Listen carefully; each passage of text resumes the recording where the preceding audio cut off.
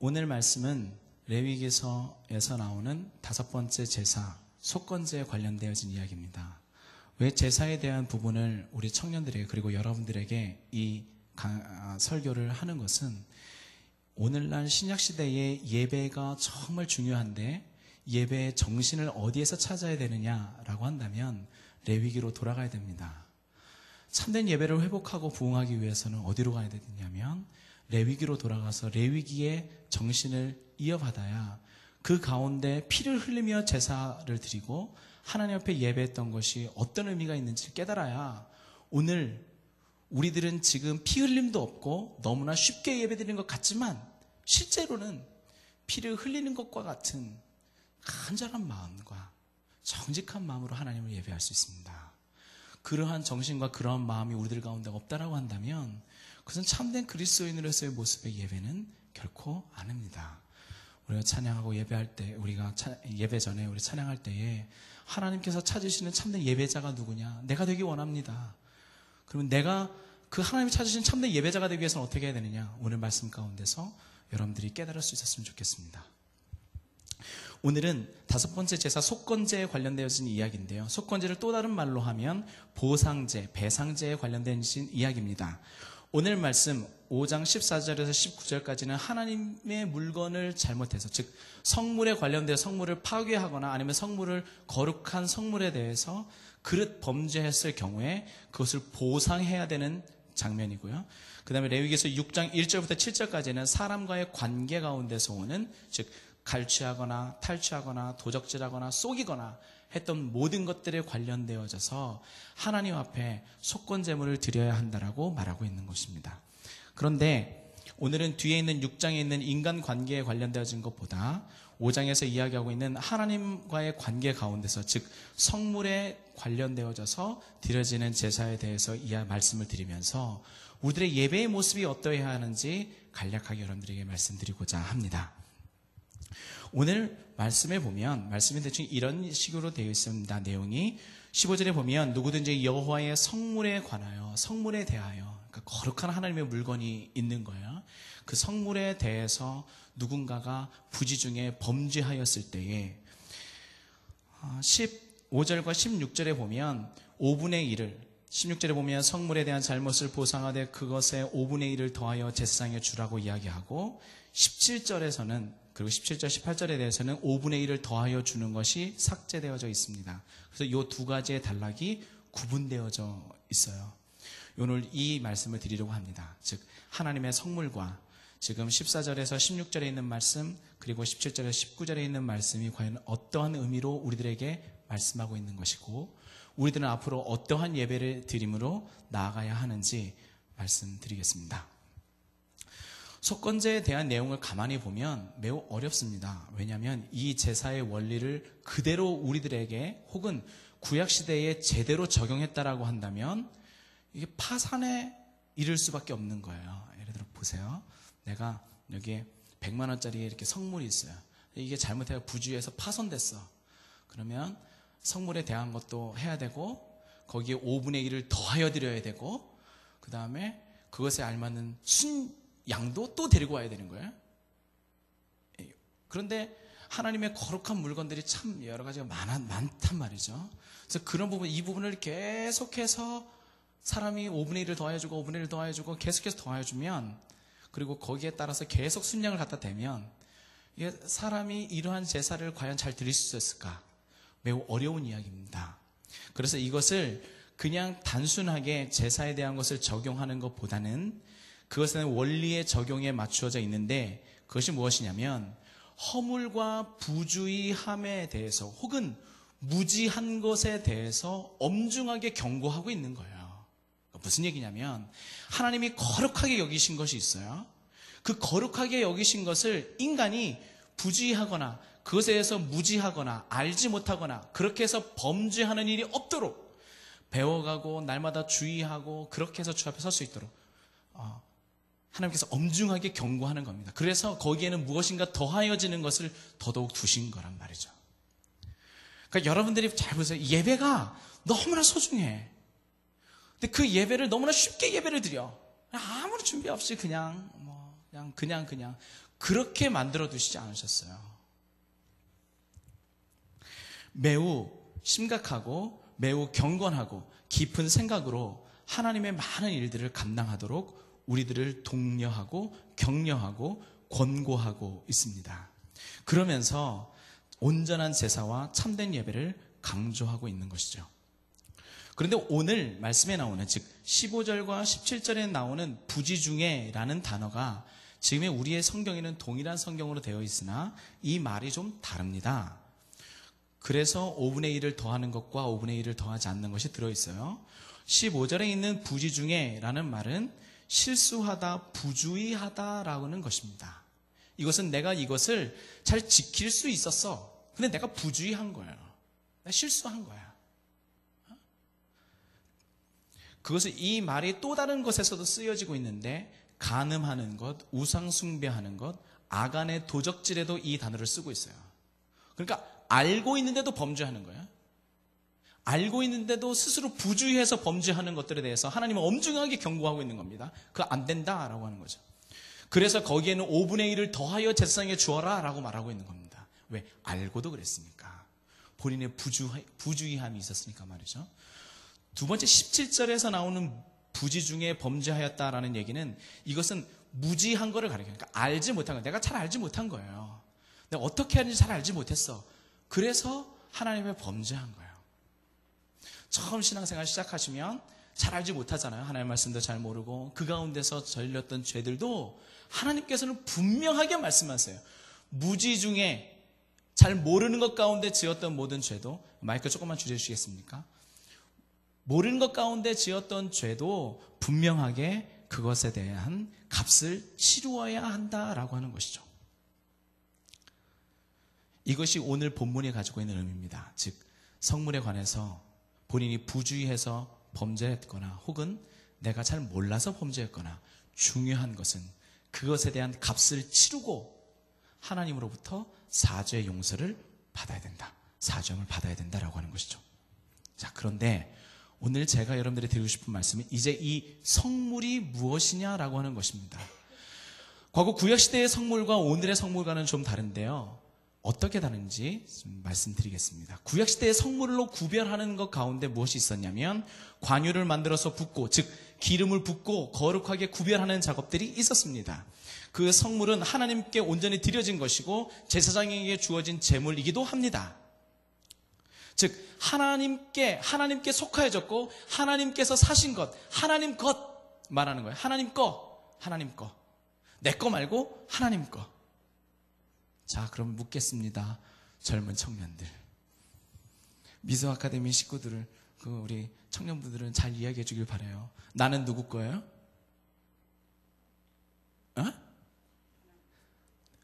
나는 하나님 거야. 이 의미가 있어요. 왜 내가 하나님 거냐면, 하나님께서 내게 뭐 하셨어요?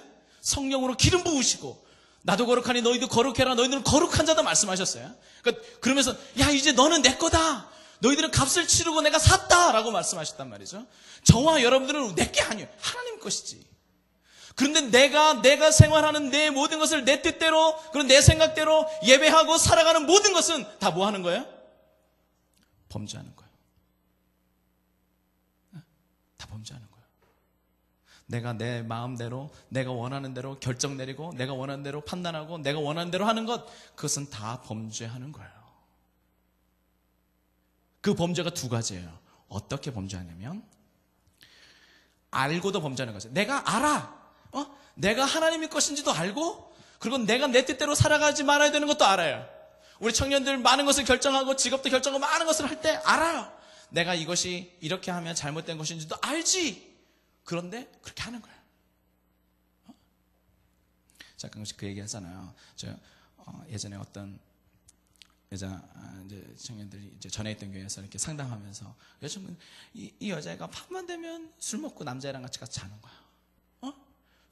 붙들고 제발 그러지 말아라. 그래서 본인도 너무 싫대. 그런데도 그날 저녁 되면 또 술 마시러 가고 또 남자애랑 같이 자는 거예요. 나중에 물었어요. 도저히 거기서 벗어날 수가 없느냐. 목사님, 마음은 안 그러고 싶은데 몸이 어쩔 수가 없어요. 거죠.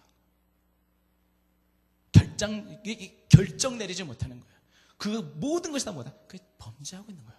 마음은 이렇게 하면 안 되는 줄 알아. 아마 오늘도 이 자리에 나오신 분은 다 그럴 거예요. 하나님을 예배하는 것 귀중하다는 것 다 알지요. 다 알고 하나님 예배를 어떻게 준비해야 되는지도 다 알아요.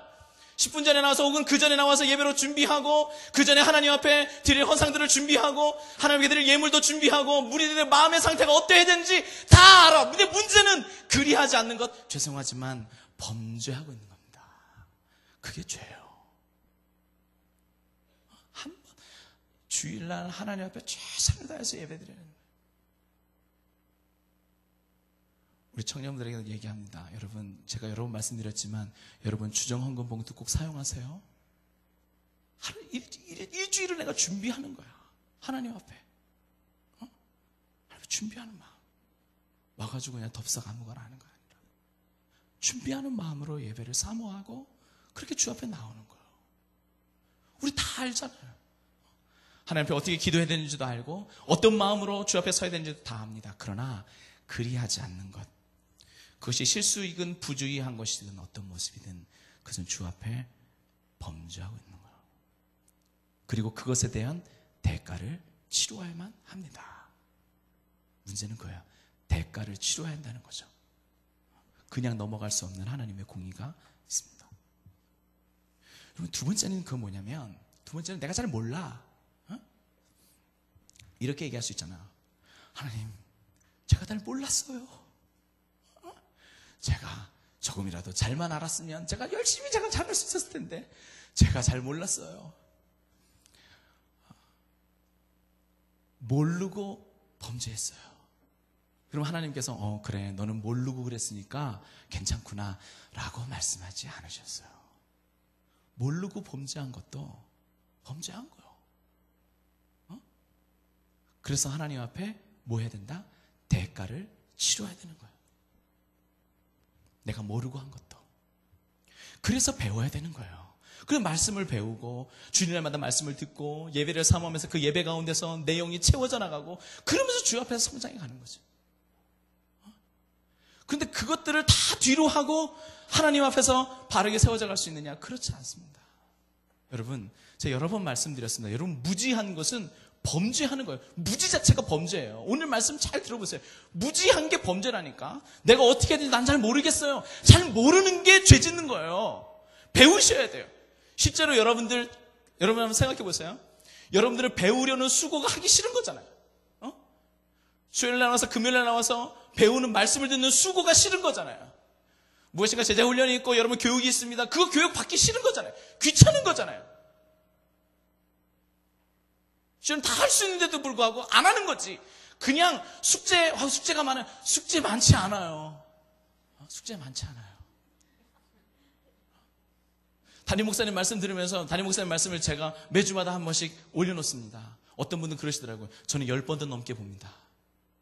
담임 목사님 설교를 한 주간에 10번도 넘게 보면서 그 말씀 가운데서 내게 주신 하나님의 은혜, 내게 주신 하나님의 말씀이 무엇인지, 내가 어떻게 해야 거룩한 신자로 살아갈 수 있는지 고민하는 성도들이 있는가 반면에 어떤 분들은 아무런 생각 없이 그냥 무지 중에 살아가다가 범죄하며 그 가운데서 영혼이 다 파괴되어지고 하나님 관계 다 끊어지고 평안도 없고 기쁨도 없고 그렇게 살아가냔 말이죠. 그러면서 일주일에 한 번 예배드리는 거, 일주일에 한 번 아주 짧은 시간에 말씀 듣는 거 가지고 만족하면서 그것으로 다 되는 것으로 생각한다면 여러분들 죄송하지만 그게 바로 범죄하고 있는 거예요. 그것에 대한 대가를 치르셔야만 해요. 어떤 대가를 여러분 치르고 계신지 알아요? 여러분 하나님의 은혜가 여러분들에게 어떻게 임하시는지 잘 모르잖아요. 우리 청년들도 잘 몰라요.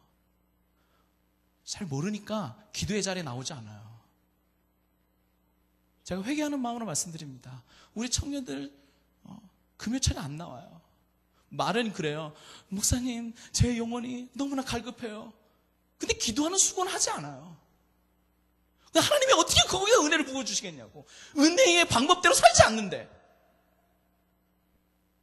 그런 무지함 가운데서 하나님의 은혜가 내게 주어지기를 바라는 것은 그것은 하나님의 하나님 되심을 포기하시라는 얘기와 마찬가지예요. 하나님 주의 말씀을 엎어주시고 그냥 저는 아무것도 안 하고 기도도 안 하고 말씀도 안 보지만 하나님 주신 은혜와 평강이 넘치길 바랍니다. 그거는 욕심이죠. 그것은 주께서 우리들에게 말씀하신 방법이 아닙니다. 그리고 그것에 대한 대가를 여러분들이 곤고한 영혼으로 치르고 있는 거예요. 여러분 주 안에서 항상 기쁘십니까? 왜 기쁨이 사라졌을까요? 하나님 말씀대로 그분이 원하시는 방법대로 살지 않기 때문에 기쁨도 있지 않는 거예요. 모르니까. 여러분 이직하느라고 아니면 새로운 직장 아니면 새로운 것들 학교 생활을 하는 것들 혹은 여러 가지 사회에서 일하는 것들 여러분 매우 힘들고 어려우시죠? 그 가운데서 여러분 가만히 보세요. 어떤 사람은 그 가운데서 너무 기뻐. 기쁘게 살아가는데 왜 나는 저 사람처럼 안 될까? 안 되지. 아는 게 없는 걸. 알아도 안 하고. 그러니 당연히 하나님의 은혜는 주어지지 아니하고 그 주의 말씀을 범죄하였던 죄가를 곤고한 날로 치르고 있는 거예요. 곤고한 날로. 마음이 다 마르고 고통스럽고 고민하고 갈등하는 밤을 보낼 수밖에 없는 거예요.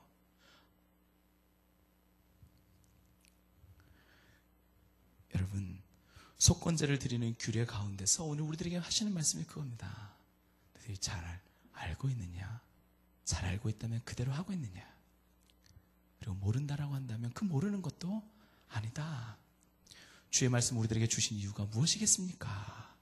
말씀을 연구하고 공부하라는 얘기 아니겠어요? 그 말씀 가운데서 하나님이 우리들에게 뜻하신 바가 무엇인지 깨닫는 그런 사람이 되어야 될 거잖아요.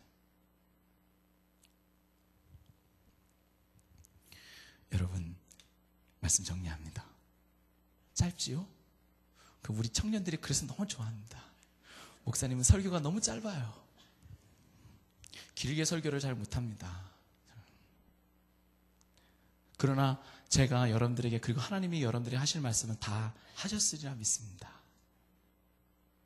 여러분 그렇다면 우리들의 이 모든 죄악과 우리들의 모든 허물을 하나님께서 무엇으로 용서하시고 무엇으로 우리들에게 주의 평안을 주시겠다 약속하신 거죠? 오늘 말씀 보면 제사잖아요. 제사. 그 제사 가운데서 너희들의 그 연약함, 너희들의 부족함, 그래 죄 가운데 있었던 너희들의 모습들 제사 가운데서 해결하겠다라고 하시는 하나님의 뜻이 있는 거예요. 오늘로 말하면 무엇 가운데서 해결받는 거예요? 예배 가운데서. 내 부족한 것들 예배 가운데서 해결받는 거예요. 나 연약한 것들이 주의 앞에서 예배하는 그 마음 가운데 해결되는 거예요. 주의 말씀을 듣잖아요. 그러니까 나의 무지함이 해결되는 거예요. 여러분 주 앞에 간절히 참회의 기도 드리잖아요. 그러니까 하나님이 그 기도를 드리고 용서하시는 거예요. 다시 우리들에게 평안을 누리게 하시고 다시 기쁨을 누리게 하시는 거예요. 그게 오늘 이 구별된 주일이고 주일에 드려진 하나님의 예배란 말이죠. 여러분 오늘도 1, 2부 예배를 드리고 오후 2시에 예배를 시작했습니다. 여러분들의 마음이 정말 기쁘십니까? 평안하고 행복하신가요? 하나님의 사랑 여러분들 가운데 가득 넘치십니까? 일주일 동안에도 그 은혜와 사랑을 여전히 유지하시기 바랍니다. 혹 오늘 지금 이 시간도에 저와 여러분들의 마음이 답답하고 굳어져 있습니까? 우리 하나님 앞에 더 깊이 회개합시다. 그리고 더 예배를 사모하고 그 예배 가운데서 하나님의 말씀을 듣고자 애쓰고 메말라버리고 굳어져버린 우리들의 마음을 부서내뜨리며 하나님의 은혜와 사랑 가운데 있게 되기를 간절히 바랍니다. 이제 돌아오는 주일날 또 한 번의 예배를 우린 또 맞이하겠죠? 그리고 내일 새벽 예배도 우리들이 날마다 예배들이 많습니다. 모임도 많고 여러분 쉽게 생각하지 마시고 그 모든 것에서 여러분 열심을 내셔서 저와 여러분들의 이 안타까운 마음, 무너진 마음들이 세워져 나가고 하나님 앞에 영광 돌릴 수 있으면 좋겠습니다. 여러분 재직 세미나가 있어요. 언제 있죠? 화요일, 수요일 있습니다. 월요일 저녁에 오시면 문 잠겨 있어요. 혹시나 제가 있을지 모르겠지만 월요일날 오시면 안 됩니다. 화요일, 수요일날. 여러분 1년간 재직으로 섬기시면서 여러분들의 마음이 많이 말라버리셨죠? 기도도 잘 안 되고 막막한 상황 가운데 부딪혔습니까? 열심히 다른 사람을 세우고자 막 퍼주어서 여러분들의 가슴이 메말라 버리셨어요? 여러분 이번 세미나를 통해서 우리 채워냅시다. 그 내년 2012년도 달려갈 수 있을 만큼 주유하셔야죠. 빨간불 딱 들어왔으니까 채우셔야죠. 그런 채움의 시간, 그런 배움의 시간, 그 속건제, 그 하나님을 예배하는 시간, 그것을 통해서 하나님 앞에 더 귀히 쓰임받는 우리 모든 청년들, 그리고 우리 모든 성도님 되시길 주의 이름으로 부탁드립니다. 할렐루야. 우리 주를 위한 이곳에 우리 한 번 더 찬양 드리신 후에요, 우리 함께 조용히 기도했으면 좋겠습니다. 하나님께서 이 땅에 찾으시는 참된 예배자가 누구냐? 바로 난데, 나는 어떤 예배자이지? 난 정말 예배를 사모하는 자였는가? 아니면 정말 나는 예배를 그저 그렇게, 아니면 예배를 준비하는 나의 마음이 정말 간절했는가? 아니면 또 한 번의 예배가 돌아온 거라고 생각하고 있었는가? 그 한 번의 예배드림에 내 모든 영혼이 살아나기를 간절히 바라는 마음이었는가? 아니면 지금도 또 다른 마음, 또 다른 걱정에 가득한 마음이었는가? 우리 이 시간 나 자신을 돌아보면서 하나님 앞에 참되게 예배하지 못했던 나 자신을 주 앞에 내어놓고 하나님의 도우심을 구하고, 이제 돌아오는 한 주간 동안의 예배의 삶, 나를 주 앞에 드리는 삶, 성물로 바쳐진 나에 대해서 내가 언제나 하나님 말씀하신 바 거룩하게 지켜나가고자 하는 애씀이, 그 성화의 삶이, 그 제자된 삶이, 그 신자의 삶이 저와 여러분들에게 있기를 간절히 바랍니다. 여러분들을 사랑합니다.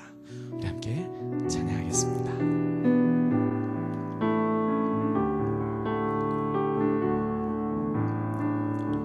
주를 위한 이곳에 예배하는 자들 중에 그가 찾는 이 없어 주님께서 슬퍼하시네.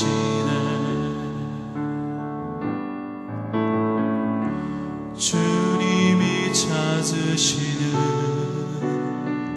그 한 사람, 그 예배자, 내가 그 사람 되길 간절히 주께 예배하네. 주은혜로 이곳에 서 있네. 주인재에 엎드려 절하네. 그 어느 것도 난 필요 없네. 주님만 경배해. 주은혜로 이곳에 서 있네. 주임재 엎드려 절하네. 그 어느 것도 난 필요 없네. 주님만 경배. 주를 위한 이곳에, 주를 위한 이곳에 예배하는 자들 중에 그가 찾는 이 없어 주님께서 슬퍼하시네. 주님이 찾으시는, 주님이 찾으시는 그 한 사람,